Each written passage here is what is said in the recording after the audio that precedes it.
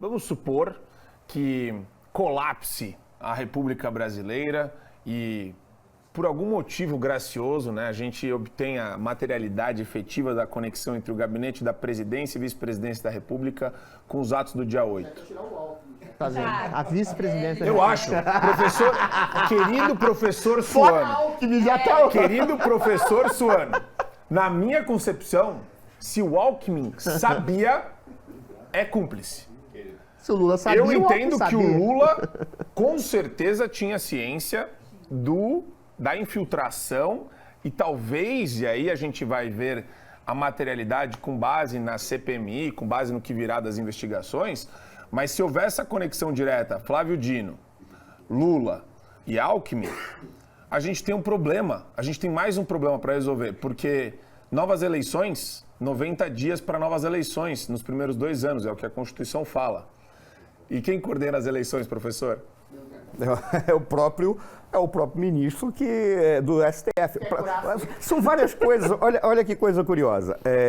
Quando a gente olha e estuda a história do Brasil, a primeira coisa que vem na nossa cabeça é a estrutura, ela faz qualquer coisa para sobreviver. Eu não acredito que se porventura forem observadas algumas conexões... Mas, Marcelo, só uma pergunta. O que é essa estrutura? Eu queria saber, é o judiciário? É a presidência? Porque no final só vai existir. Porque no final não vai existir a instituição, vai existir o indivíduo. Eu acho que o professor, quando fala de pessoa. estrutura, ele está fazendo uma alusão também àqueles jantares extraoficiais. Cara, às vezes em Nova York. Eu vou ser bem claro. Eu vou ser bem Seja claro. Eu vou ser bem por favor. claro. Só para quando eu falei a maneira como é construído o Supremo, que ele acha que ele é um quarto poder. Quando a gente olha, vamos juntar a estrutura ao sistema político. Sim. As instituições que foram coordenadas, construídas por pessoas que olham para o país e dizem assim, o Brasil é uma propriedade minha.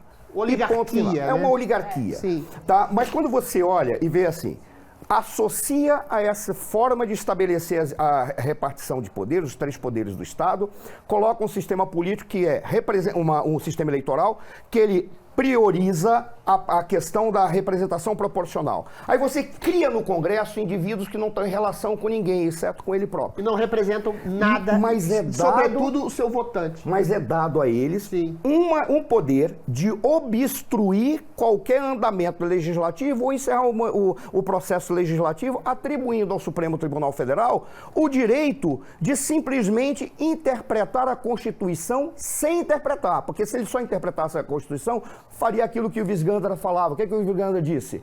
Ele olha, diz, não, isso aqui não está na lei, mas quem faz a lei não sou eu. Volta para o Legislativo. Porque cabe ao Legislativo fazer isso.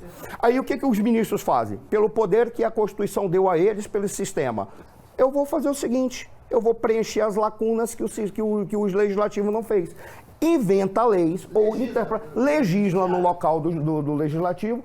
Por quê? Porque o ativismo judicial começou pela forma de representação que nós temos no Congresso. E os caras, como não têm poder nenhum, eles esquecem que se o Legislativo não quer legislar, é uma decisão, porque o próprio Legislativo está dizendo o seguinte, o espírito do povo e o espírito da época não permite.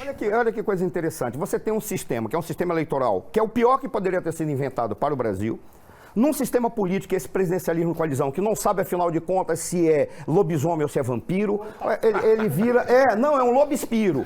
Porque ele quer... Ele tem... manda menos que o ministro... Não, porque ele não sabe se ele quer ser parlamentarismo, se quer ser presidencialismo, se ele é semipresidencial, e é uma esculhambação. Aí você tem tudo isso...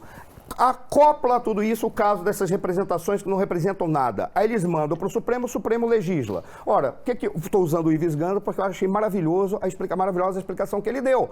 O nome disso é consequencialismo jurídico. A partir daí vai para todos os demais juízes. Ativismo jurídico, basicamente. Que é o ativismo. Aí eles começam a legislar. Você tem essa confusão toda num sistema que permite, aí voltando para aquela pergunta do Anderson Torres, permite que um juiz olhe e diga assim, um juiz, no caso, um ministro do Supremo, olhe e diga assim, peraí, eu, em nome da democracia, vou flexibilizar determinados elementos que constituem o Estado Democrático de Direito. Eu ouvi de uma ministra dizendo assim, isso aqui é censura, mas por esse período eu acho que vale a pena.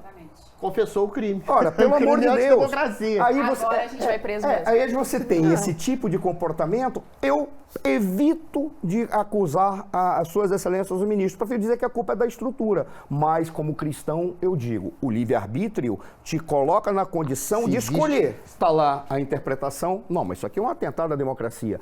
Aí, uma autoridade está presa, ou não se sabe o que vai ocorrer, porque apareceu um documento que supostamente ele possa ter participado da construção daquele documento, ou recebeu, e a partir daí ele prevaricou, porque ele não indicou, não falou, não denunciou, com todo respeito. Qualquer indivíduo que um dia lidar com uma autoridade que tenha que tomar decisões e olhar no gabinete dele, chega uma pilha desse tamanho de porcarias para que ele analise. Não tem como você indicar nada, nem leu. Só contar uma história, ela é tão absurda que é real.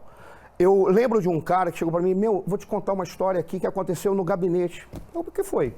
Chegou um indivíduo que queria resolver o problema da fome no mundo. Ele pediu uma audiência. Antes da audiência, vamos fazer uma reunião.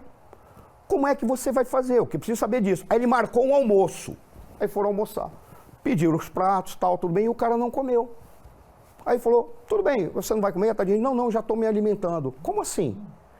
É que eu me alimento de prana. A prana é a energia, vai nos Upanishads, é aquela energia sutil do universo que faz com que o espírito se alimente e transplanta para o corpo. A ideia dele era fazer as pessoas... Aí eu falei assim, eu disse, cara, eu gostaria de ver esse cara chegar na África e dizer assim, aquele povo que está passando fome, ou aqui no Brasil, nas nossas periferias, falar assim, a partir de agora você não tem mais fome, porque eu vou te ensinar a se alimentar de prana. Esse tipo de coisa chega toda hora. E às vezes o cara é obrigado a ouvir porque ele não sabe, afinal de contas, o que está acontecendo. Ele tem que ouvir, porque é o povo chegando lá. Aí você recebe um documento e por esse documento vai dizer que ele é criminoso. Uma relação direta e bota o cara na cadeia. Coloca o cara na cadeia. E por que faz isso? Porque a estrutura permite. Permite o Supremo fazer o ativismo judicial, receber o ativismo judicial, fazer o consequencialismo jurídico. A Constituição de 88 é uma porcaria, né? Eu diria o seguinte, vamos ser objetivos. Ela tinha que ser reduzida, essa é uma tese que eu defendo há pelo menos 18 anos. 16 anos com um cara que escreveu uma dissertação de mestrado, como convocar uma constituinte revisional exclusiva para a reforma política, com constituintes que renunciariam ao direito de participar da política por uma década, exatamente para apenas pensar um sistema político e pensar uma ordem política adequada. Qual é a grande questão? Se você tem essa estrutura, a única maneira que é possível é você reconstruí-la a partir de um grupo que vai mudar. A Constituição ela é boa nos seus princípios fundamentais, ela quer ser um Estado democrático de direito. Mas se você for na Venezuela, fala a mesma coisa.